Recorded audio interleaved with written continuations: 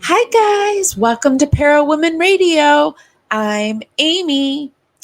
Ever since I started down my rabbit hole with the Chris Watts case and came up on Watts Island, I've wondered if and what did Chris Watts's family know about his mistress, Nichol Kessinger? And the burning question remains for me, what did Chris Watts's family know about his mistress and what did she know about him? We know that Ronnie Watts is Chris was it well probably still is Chris Watts's dad and his best friend. So wouldn't a son talk about his best friend to his new love interest, and maybe wouldn't she listen and get to know more about his family? Well, tonight we will finally scratch that itch as we go into part 2 of our deep dive of Ronnie Lee Watts on Parawomenradio. Stay tuned for all the details while we wait for everyone to roll in. I'm going to roll some credits. Be sure to give this live a thumbs up. Helps me go out into the algorithm party out there. Bring more people back to the party. It's just a free way to help me out.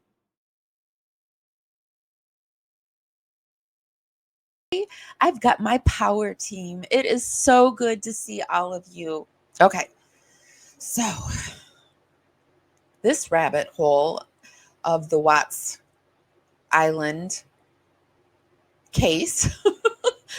A few weeks ago, or maybe even last week, we were doing a live, and I said that I vaguely remembered a, a live that I watched where they were talking about the Watts family, and meaning Ronnie and Cindy Watts, that they knew about Nichol Kessinger, which is Chris Watts's mistress.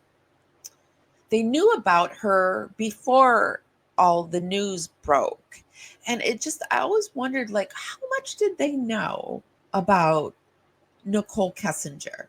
They must have known something, or Ronnie must have known something, because, I mean, it's his best friend. I know Chris isn't a huge talker, but every so often you got to talk about it to somebody. And he had all these intense emotions going on. And there was that day in North Carolina when he went to his family's house alone. And well, it was on this day on 8/6/18, and he wrote this note. And this note really makes me wonder. It says, "To whom it may concern, if anyone gets this letter, I would never do anything to hurt myself or my children or my wife. If anything happens to me, please investigate my wife, Chris Watts." So on that day, I think more came out than, well, obviously more came out than what we know. And there's just little bits and pieces. And, all we can really do is read between the lines, um, or all I could with the information I've gotten. But in doing this research, I also had these thoughts. And I want you guys to think about this, because I've said this over and over. Um, and like, we've said it, like, did Chris, I've said I believe that Chris took the plea deal because he didn't want his bad behavior out for his family. But it dawned on me, Chris Watts probably didn't want his family's bad behavior out in the world, meaning that every family has bad behavior, right? Secrets and privacy and things that we do behind closed doors. And um what did he take the plea deal to also spare his family the indignity of having it? Because, I mean, they have been investigated, right? Because here we are doing a deep dive on Ronnie Watts. But I think that if he had opened that Pandora's box, we would have known more at this, well, we would know more about the family and what was going, the inner dynamics and everything. So I think another reason he did the plea deal, and it's so, like, I don't know why this was like such an aha moment for me, but it was to protect his family. And doing it, I also always said to myself, why didn't Cindy come to Colorado? Why, when Chris said, I think it's getting bad, and Cindy was like, should we come? And he's like, no, send dad. And I've always said, like, why didn't Cindy go? I would have went. But in thinking about it, I wasn't part of their inner dynamics. And their inner dynamics probably were that because Ronnie was the BFF, that their game plan and even dealing with him as a child was to send Ronnie in, right? Because when Cindy goes in, he just clams up. So send in the best friend and get the info. So maybe that's another reason why, Ronnie went. And, not to mention, I'm sure Cindy likes to make us think that she was calm and cool, but I mean, I'm sure she was near nervous breakdown capacity. I know I would have been, but so here we have this letter, and this letter has taken me down this path. And continuing the research, I like to go over to Reddit. Reddit's one of my favorite places. I found this, and it says something doesn't add up. On 8/6/18, while still in North Carolina, Chris Watts wrote the following letter, and it's the letter that he just wrote, to whom it may concern. He then left the letter with his sister while visiting his family that same day, but his sister and parents all describe him during this visit as being very happy and optimistic about the future. We finally saw the Christopher that we loved, said his mother, the old Chris. He was so happy. He talked about the girls. He didn't really mention the baby that much. He told his family that he wanted a separation from Shanann and would soon file for joint custody of Bella and Celeste. He seemed optimistic for the future, as if a huge weight had been lifted from his shoulders. His sister said that it was the first time she had seen his brother that happy in years. And this was from The Perfect Father by John Glatt. And how did his family description of a happy, optimistic Chris Watts accord with him being so in fear for his life that he writes a letter saying, if anything happens to me, please investigate my wife. Something doesn't add up. No, something does not add up. A lot doesn't add up in this case. And in that happy, optimistic day, did Chris Watts talk about his new love, Nichol Kessinger? What do you guys think? Did he talk about her?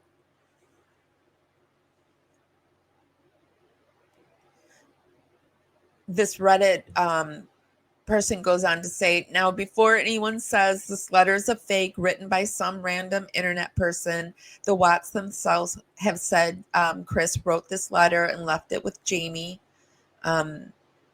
And then they have a link, and I will link this. I will link everything that we read and watch and view in the description.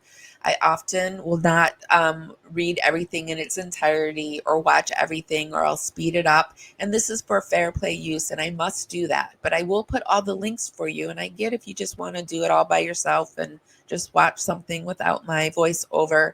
But this is what we do in our lives, and it's the reason we do them, and it's for fair play, and it makes everything cool and copacetic with YouTube. So at the end of the segment, the reporter says the family told him about the letter. There's a letter that they say the defense has. He said in it, he wrote, if anything happens to me, blah, blah, blah, blah. And apparently Chris's sister put that away somewhere, and it supports the case about their contention that Shanann was unstable. And so there's the letter. And in that day, I think stuff probably was said about Nichol Kessinger. And Was Nichol Kessinger introduced to the family that day? Because Chris loved to be on the phone with Nichol Kessinger. Do you think maybe he like pulled up the phone and said, "Oh, hey, here, let's do a little FaceTime"? You know, I don't know.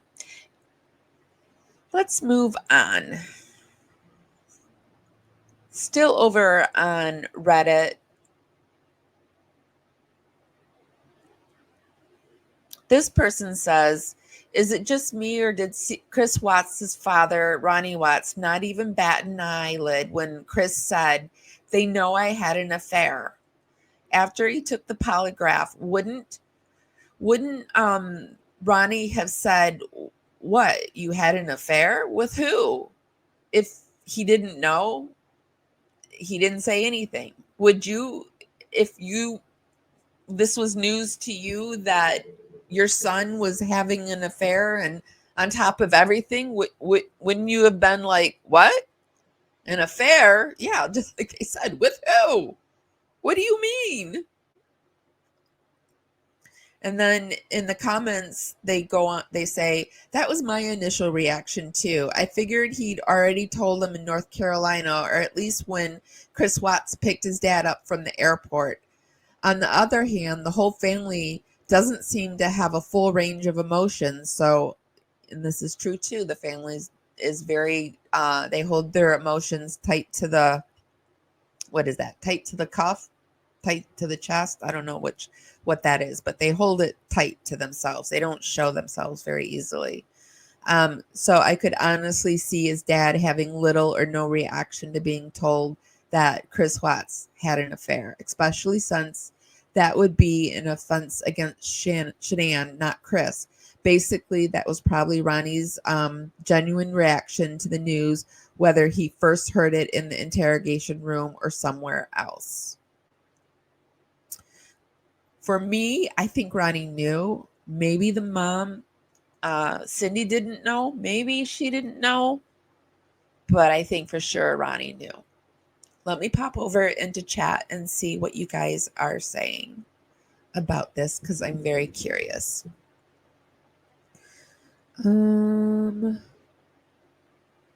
Sarah says, poor Ronnie was blindsided. Yeah, that whole family. I mean, at first I had no sadness for them, but in thinking about it, I have so much sadness for them. And yes, that whole family and what he continues to do to that family angers me.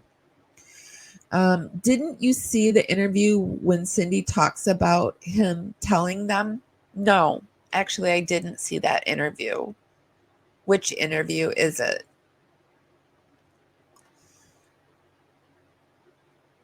Because there were interviews that they've done that's been taken down because channels have been taken down. Is that what, or was it a news interview?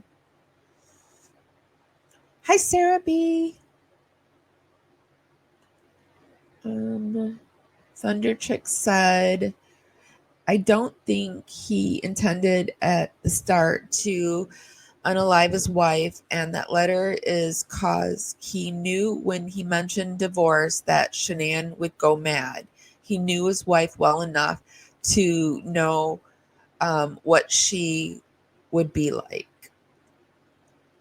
But he went there. He went there to, like, if something happens to me. I don't know. The letter also makes me think that there was a plan, like Nichol Kessinger or whoever, if there were more, if Nicole, this is all alleged, this is all my opinion, my research, it's for educational and entertainment purposes only. None of this is fact because it's just my opinion. But oh,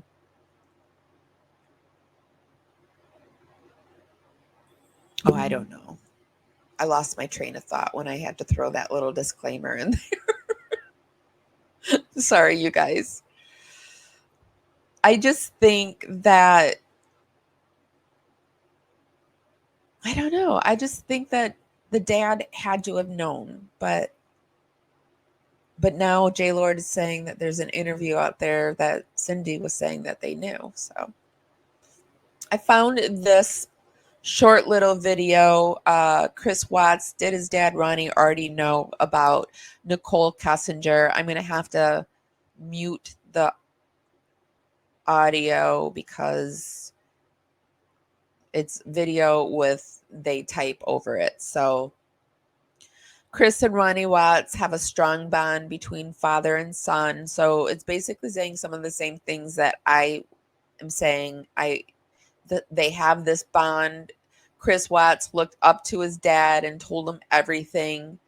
After Chris was told he failed the polygraph, his father entered the room. If you listen carefully, you'll hear Chris tell his dad, "They know I had an affair." It sounds like he's confirming with his dad about the affair, not telling him something he did not know.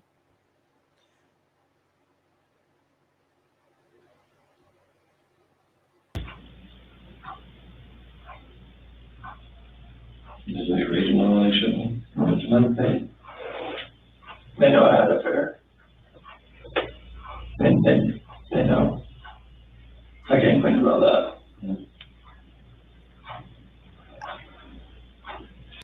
I came clean about that. So it sounds like they knew. If I overheard someone having this conversation, I would have definitely thought he knew. But now it is possibly confirmed that Cindy said that they knew. They knew you had an affair. Mm-hmm. Anything else you want to tell me?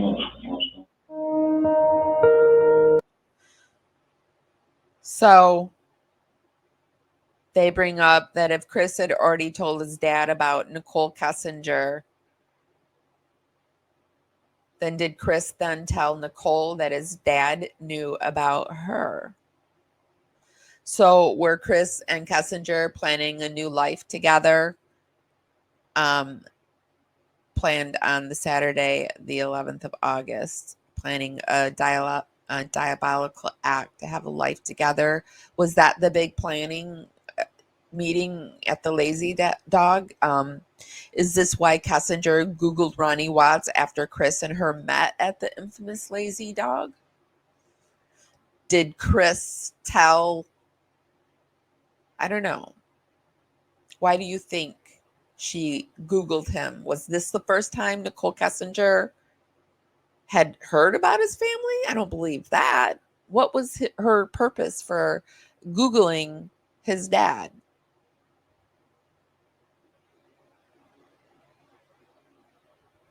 Let me see what you guys are saying. Desiree says, supposedly Cindy was really against affairs. Oh, that's interesting. So if that's true, then wouldn't he have probably just told his dad? I mean, I think a lot of us are really against affairs. Just get a divorce. Don't do that to your person. Just get a divorce.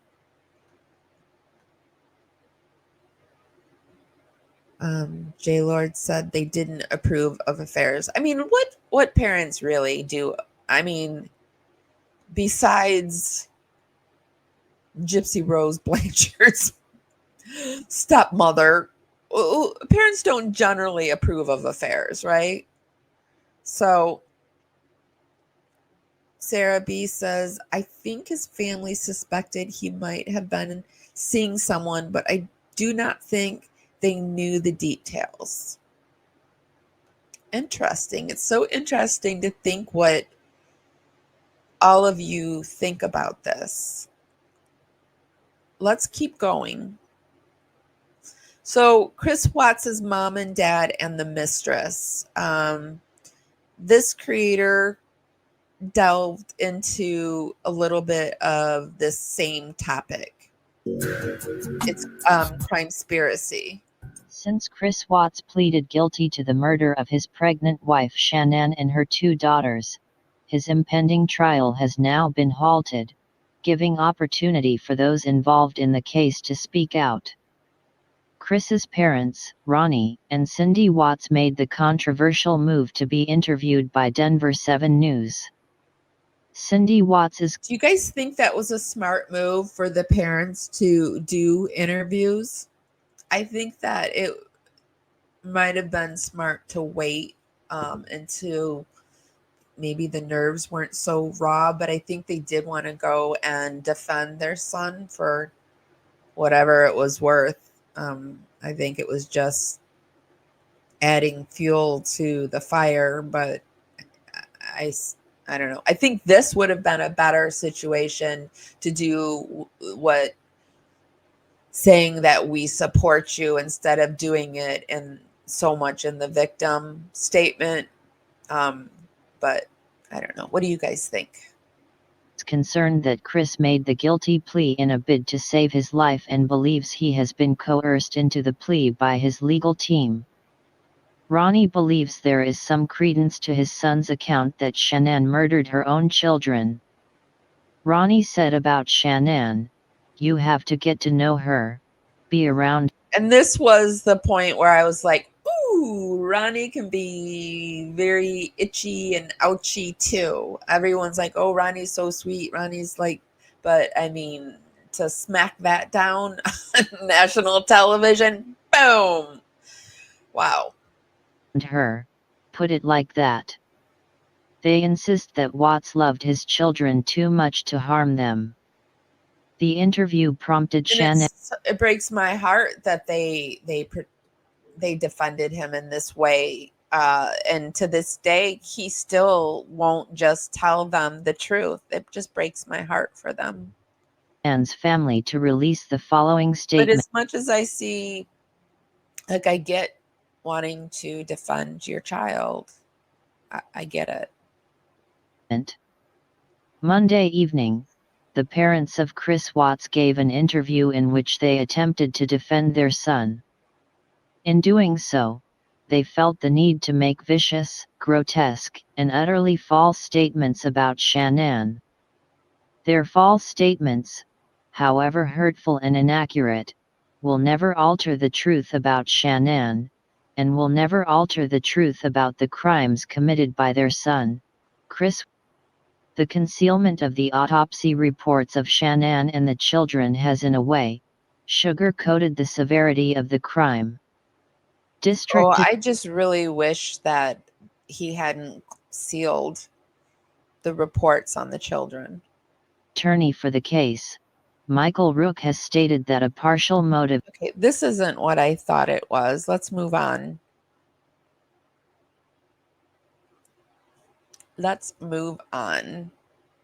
So let's flip it over and start looking at a little bit about Nichol Kessinger and what she might have known about the Watts. Okay.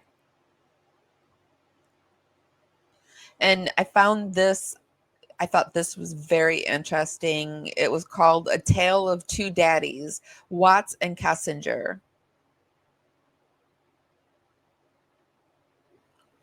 They each pick the door their child walks through. Why? Shanann, Bella, Cece, and Nico. And perhaps we'll never know, because regardless of what Daddy Kessinger thought of her guilt or innocence, Daddy Kessinger may know to the extent. Oops, sorry. A tale of two daddies. You've got Daddy Kessinger and you've got Daddy Watts. Now, we don't know to the extent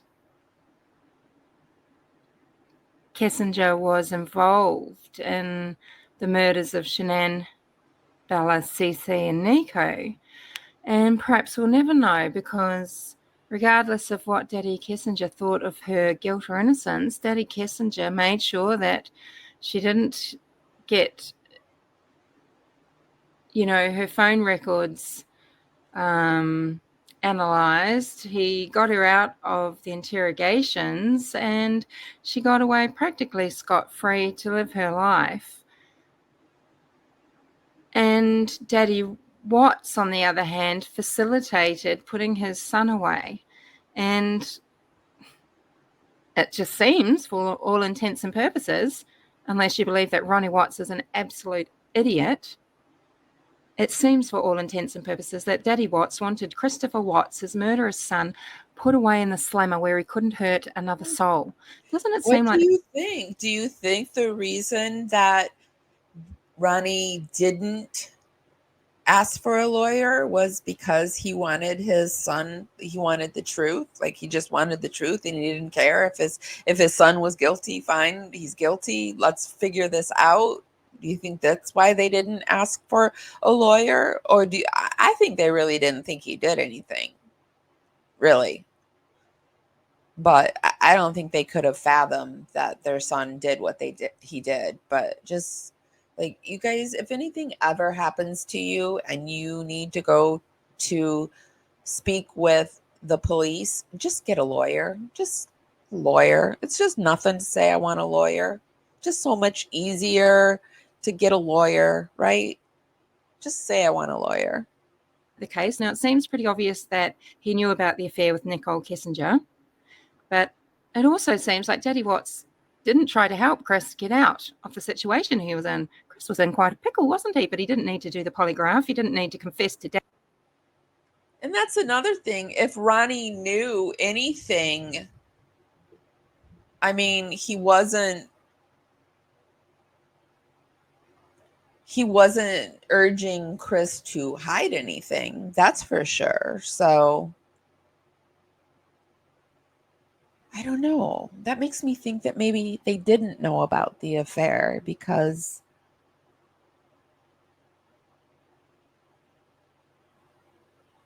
like, wouldn't he have already said, did you tell him about the affair? Like, asking them the question.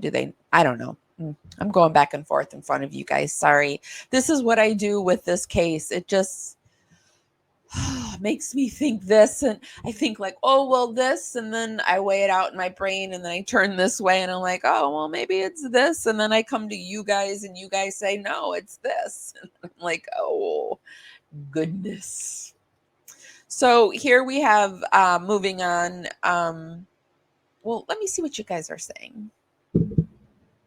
Thunder Chick says, I'll never understand why Ronnie didn't tell Chris to get a lawyer. That would be the first thing I would tell my son. Yeah, I'll never understand that either. Candy says, or Chris says, Candy, I believe she didn't have anything to do with the act either. However, I do believe she might have put a little birdie in his ear. Yes, I think that if she didn't have anything to do with it, then at the very least, the birdie was in the ear. I don't know. I'm like 90% where she didn't have anything to do with it. Some days I'm at 80. I don't know. I go all over the place. I just really wish I knew more about her. J Lord says they knew he met someone, but nothing else. Smarzy says she even started calling herself Shanann. Her family still called her Shanann. Her real name, I think she thought it was more catchy or remarkable. I don't know. It is kind of strange. When people say that they've changed their name, like their first name, I'm just like, it's very interesting to me. I don't know quite how to gauge people when they say that. But she didn't change the spelling. She just changed the way it's said. Like, I guess it was her family was a big fan of Shanann. What was that? Shanann. What is that? Do you know what it does? Do you know what I'm trying to say? It was like from the 70s or 80s. It was like, I think it was this group, Shanann. I don't know. I knew it in my mind, but when I'm trying to say it out loud, it was Bowser, Shanann, and they named her Shanann because it was, I don't know, something from some group. I see him in my face. He's like this greaser, and he wore this these cigarettes in his t-shirt, arm sleeve, Bowser, shananana. Yes, I'm probably just not saying it right, but this. And so they named her Shanann. And Shanann decided she wanted to be Shanann. So there you have it. No, she didn't change it to that spelling use because I have a little thing that I found where she has this from when she was like in the 3rd or 4th grade, and she got her drawing in this newspaper, and it's spelled exactly how she spells it. She just changed the way you say it. So,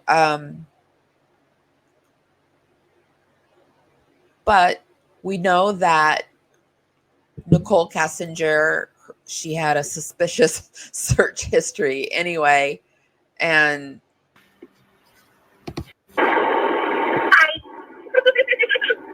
it's me. every chance I get to do that laugh, I got to do it. So Kessinger searched the internet for the name Shanann Watts on September 1st, 2017. Call me back when you have a chance. Bye. So I just want to know how you met him, where you met him, how long you guys were dating, and those kind of things initially. Okay. I think I met him sometime in June, probably early June. It might have been May. It was just talking at work. It was pretty casual. And he didn't have a wedding ring on his finger. And every time I talked to him, he didn't tell me that he was in a relationship. He didn't even mention his kids right away either. And so in all of this, did he not talk about his father, his best friend? I'm sure he did. I'm like almost 99% positive he did. And I'm sure he dropped stories about his mom and his sister. I'm sure he did. That's what you do when you're first meeting someone. They get to know you and your family. And then one day he told me that he had 2 kids. I was like, that's pretty cool. And started telling me about his kids. That sounded like a sarcastic comment. No, I thought it was kind of cute. I was like, oh, he's Here, they're showing all these places where they went. Like here, Kessinger went to Bandamere and the Rooftop Tavern. I mean, all these long. Yeah, and it was like right around Father's Day too. Together, so many hours together. I mean, there's, we know they did a lot of effing, but I mean, there's only so much effing you can do. And then there's talking that you do too. And sometimes you're even doing the talking when you're effing. So I'm sure in all these long car rides to all these places, I'm sure of it. So whenever that is in June. Okay. Yeah. So I'm not good with holidays. He told me he had kids, and then it was Father's Day shortly after that. So that's what I do now. And I was like, I thought it was cute. And then he's telling me about him. He's pretty excited about him. And then he mentioned that here, Shanann called Watts and held a 23-minute conversation. During that conversation, Kessinger called Watts and left a voicemail following an eerie, that discording giggle. Why do you think she did that giggle? I miss your face. I was just calling to say hi. Call me back. Immediately after ending his call with Shanann, Watts called Kessinger briefly. So that voicemail got him to call her back right away. he did have a significant other. And then he told me that those 2 were in the process of a separation. Did he mention the children's name or his significant other's name? I didn't know his significant other's name for a while. And then I think he told me his kids' names pretty quick, but to be honest with you, on an exact date of when that happened, I don't know. And I just feel like some of this happened so long ago that I can't tell you like the exact words of the exact conversation at the exact time and place, because it's like we had a lot of conversations. I mean, we talked every single day. So it's like I'm trying to help you guys with the stuff like the stuff that's more current, I can give you guys a lot more like detail and exact times. But when you're asking me about something that happened 6 weeks ago and exactly what was said, it's like, I mean, I'm sure I can give you a general idea, but to be honest with you, like to pinpoint exact words, it's not going to happen. Did you ever give them like books or articles or anything to read about saving your marriage? Did you ever provide anything to him like that? About saving his marriage? Yeah, like how to recover a marriage. Here she's Googling for Watts and Shanann's Facebook accounts. This was when this prompted Chris to delete his Facebook. Marriage or how to save your marriage. You know, there's all sorts of publications and books out there. No, but I did tell him, and I don't know if I did this through text or phone. That will be something you guys will, I'm sure, figure out. But I told him a few times, like, I think that you should take the time to read some articles about what separation does to kids. We want to show that you were never near him that day, period. I mean, you guys can track. I mean, they never did that. They never proved anything about Nichol Kessinger. It's just all this evidence. I just would like to know about her. But in this one, in anticipation for her evening with Watts, Kessinger spent 45 minutes searching Google on topics like how to prepare for butt sex and the butt sex guide. This progressed to searches at P-Hub for interracial P videos and threesomes with double stuff. Oreos. Just kidding. I don't know. It's hard to like mix in things that YouTube will be okay with. This was by no means the only time she sought out pornographic videos via the internet. So was she feeling like she was losing them and she was going to, throw in some interracial action?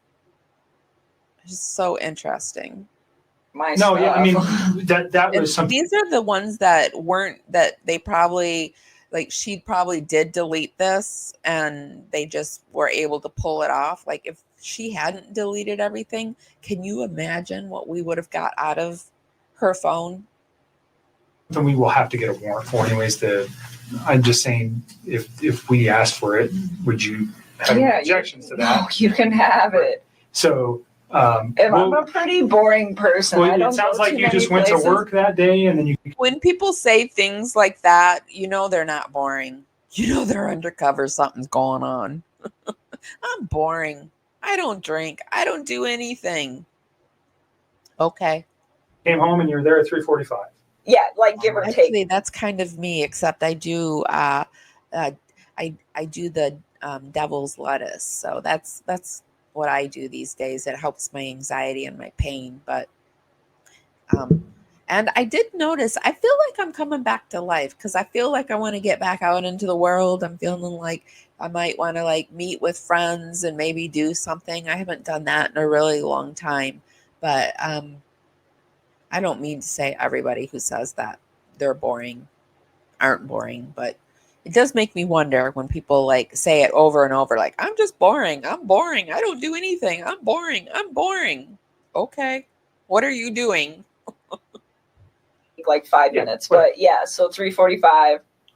I meet Jim there. Yeah, I would totally. So Jim is understand from an investigative point, he could be a person who could say, yeah, I was there at 3:45. He doesn't know Chris. He doesn't know anything. He could say with one phone call, yeah, she came in at 3:45. Done. Totally. Do you know what I'm saying? Yeah. And I don't have to ask anything more than, hi, Chris, my name's Kevin.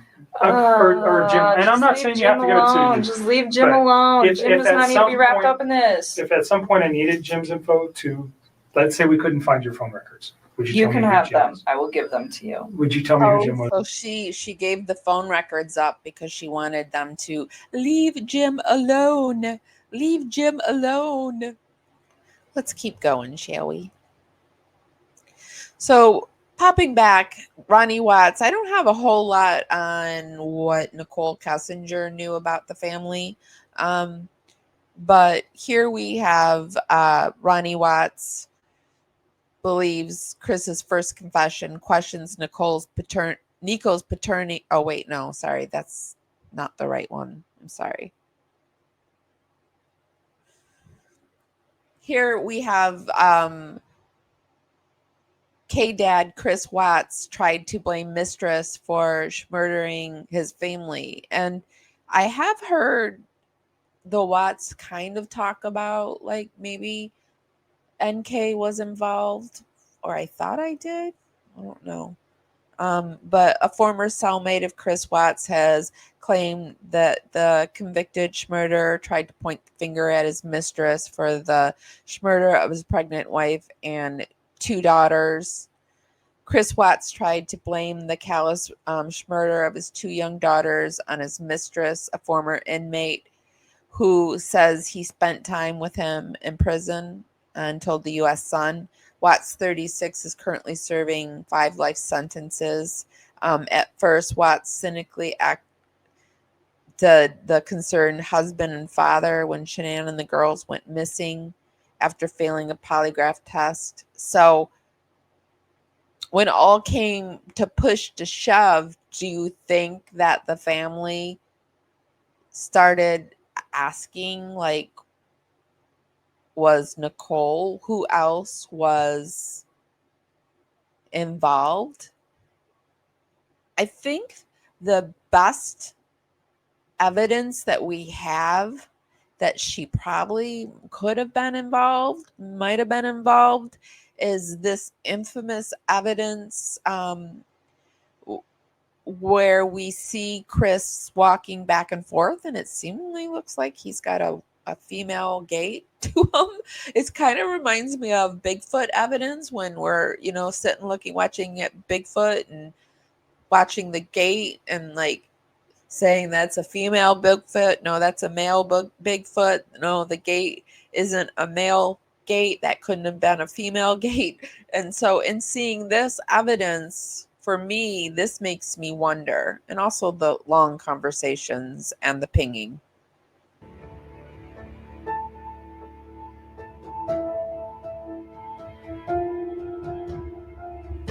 Sorry. Let me pop it over to here. To take the music off. So it's this evidence.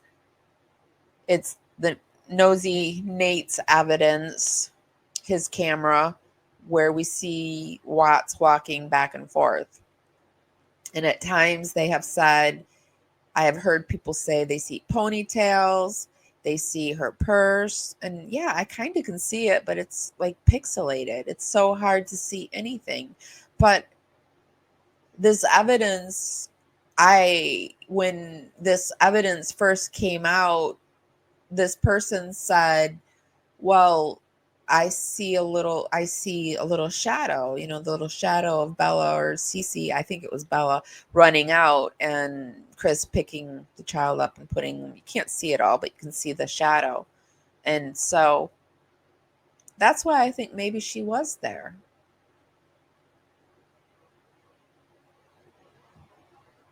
But again, this is so pixelated that it's hard to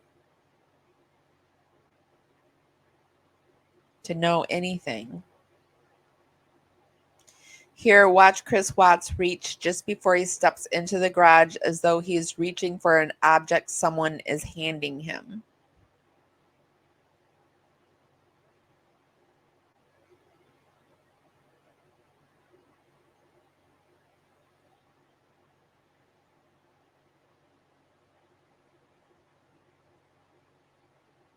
He does reach for something.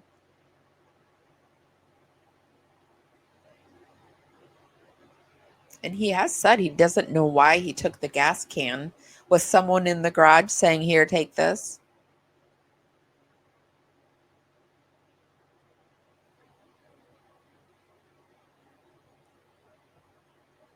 What do you guys think? Let me see what you guys are saying. She pinged within 30 minutes of the house. Yeah, she did. And that was like the only time that she pinged. Yes. Rest in peace to the little angels for sure. And Shanann. The victims in this. The true victims in this. But I don't know, the families are victims too. Breaks my heart to see what they're all going through. History Channel says he was probably going to burn the bodies, yeah, or blow up the oil tanks so that there was some kind of explosion. Smarzy says, no way all that was accomplished out there by one person in 37 minutes. Yeah, that's another thing. Good point. That how did Chris Watts do that in such a short amount of time? And he's not like the smartest guy. Although, I mean, he is a guy that, I don't know. He's very smart book-wise, but otherwise, direction-wise, I don't know. He's always seemed to been someone that needed direction and took direction. Jim may have been with NK talking SW body for taking SW body to survey 319. So you don't think that she was on the floorboards of the car or the truck, I mean? We know NK was there. What about just Jim? Yeah. That's why I always say, like, if NK and, like, who else? I can't say NK or who else. Yes, please be sure to press the thumbs up button for me, guys. Helps me dance out into that algorithm. Yeah, no, what am I saying? He was a tool. He is a tool. He remains a tool. He's somebody else's tool in prison, I'm sure. And I'm sure that, like, just terrifies his family. Yeah, Cece was so cute. They were both just so adorable.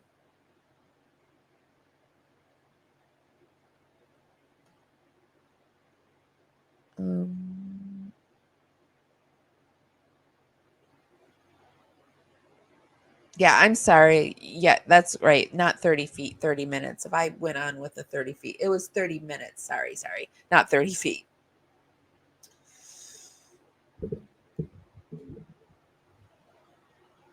Okay.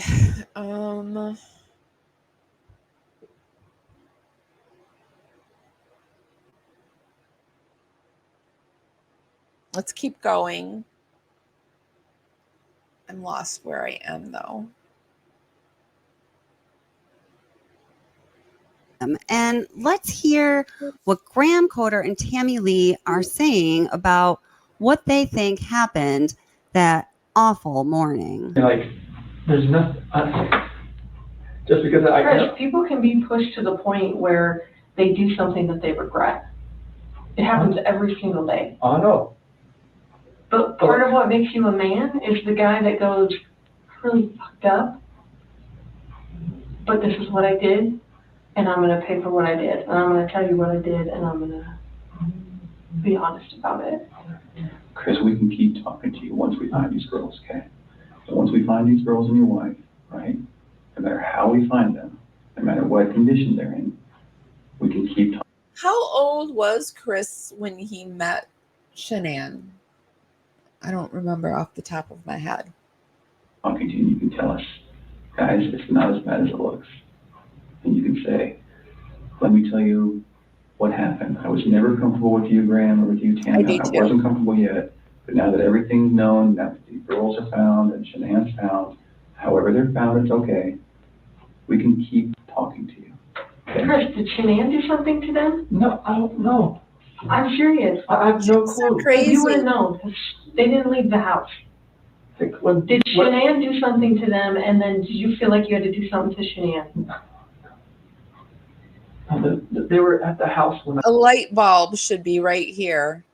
Bing! I left. They were there. They weren't there.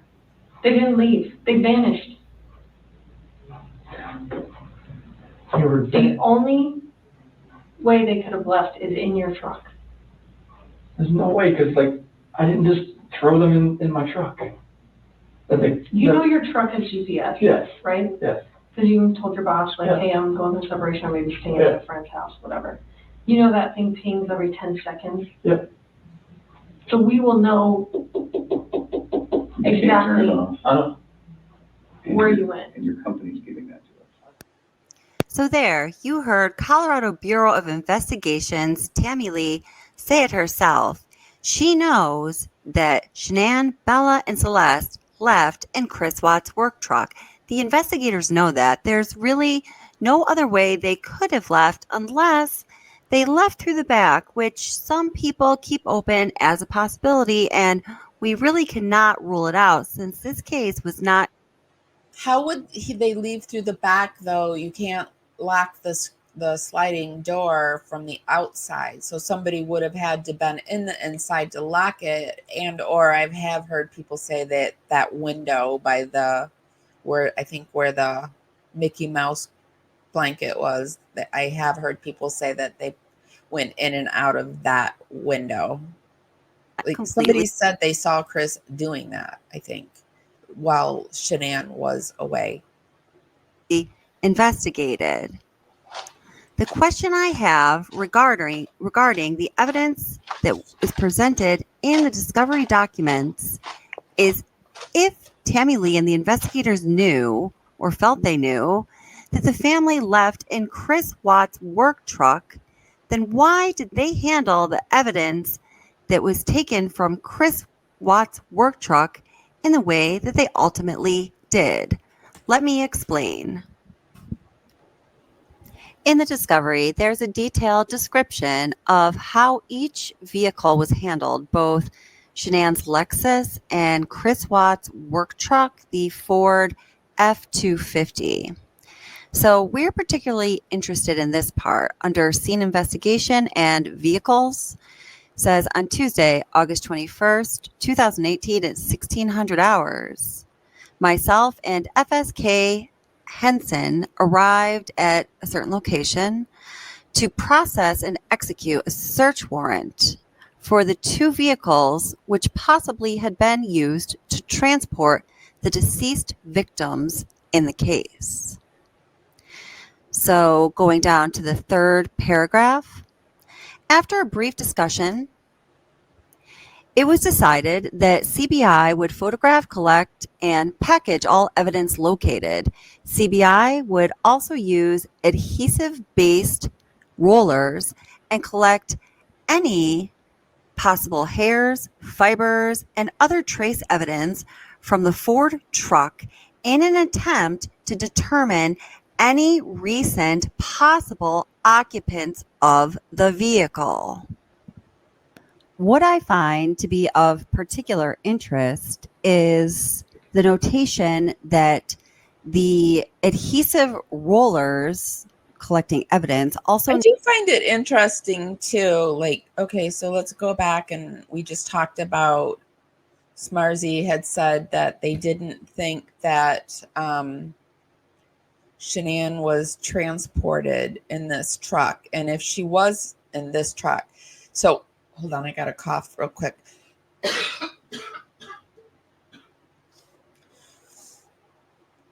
Okay, she would have been put right in here, and it would have this must flip up, right? So she was like probably placed half here and half here.